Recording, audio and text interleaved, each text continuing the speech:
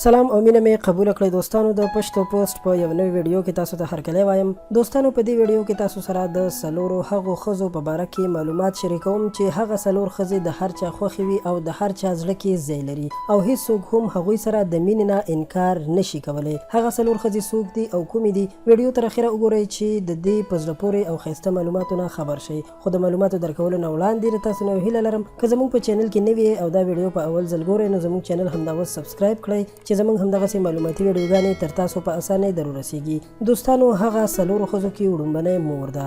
لکه څنګه چې تاسو ته معلومه ده د مور د خپو لاندې جنت دی. مور هغه هستي ده چې اولاد په ډیرو سختو رالویوي او خپل ژوند ورسره زړوي. مور د اولاد هر قسم راز په زړه کې پټ ساتي او د اولاد په غم همیشه غمجنه وي. نو مور ته ډیره مینه ورکړئ او هیڅکله هم مور پلار مه دردوئ. په ټول ژوند کې به تاسو کامیاب اوسیږئ او هغه انسانان چې مور او پلار دردوي هغوی تل ناکام پاتې وي او په ژوند کې سر او تندی نه لګیږي. دویم، ښځه. رسول الله صلی الله علیه وسلم په یو حدیث شریف کې فرمایلی دی چې مفهوم یې داسې دی په تاسو کې هغه څوک ډیر ښه دی چې هغه له خپلې ښځې سره ښه وي او زه په تاسو ټولو کې له خپلو ښځو سره ښه یم. نو دوستانو ښځو سره مینه کول او ښه ژوند تیرول د رسول الله صلی الله علیه وسلم نصیحت دی. باید موږ تاسو له خپلو میرمنو سره داسې ژوند تیر کړو چې یو بل ته مینه ورکړو او هیڅکله هم د یو بل زړونه ونه دردوو.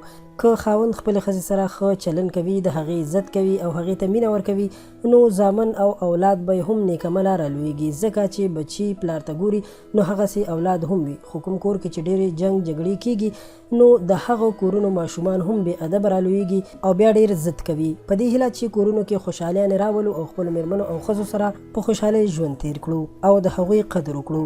دریم، خور. خویندې د ورونو او پلار نیازبینې وي. هر پلار او ورور ته خویندې ډېر لوی قیمت لري او په هغوی ناز کوي.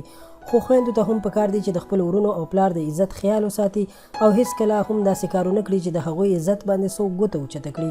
خو زیاتره بدبخت ورونه داسې هم دي چې د خپلو خویندو حق او حصه خوري، جایداد کې ورته حق نه ورکوي او نور ډېر مسایل ورسره هم پالي.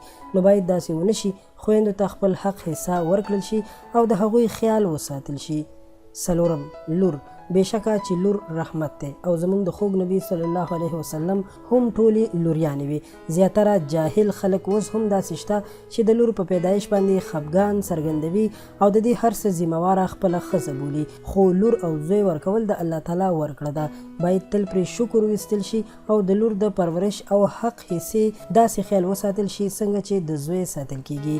دوستانو په دې هیله چې د دې ویډیو په مقصد باندې به تاسو پوه شوي یاستئ او ستاسو لپاره به ګټوره تمامه شوي وي.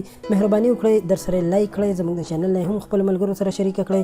که غواړئ چې په آینده کې له همدغسې معلوماتي ویډیوګانو او له هر قسم معلوماتو خبر وساتل شئ نو همدا اوس پښتو پوسټ چینل سبسکرایب کړئ.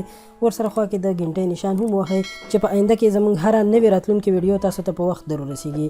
ډېره ډېره مننه. آباد اوسئ.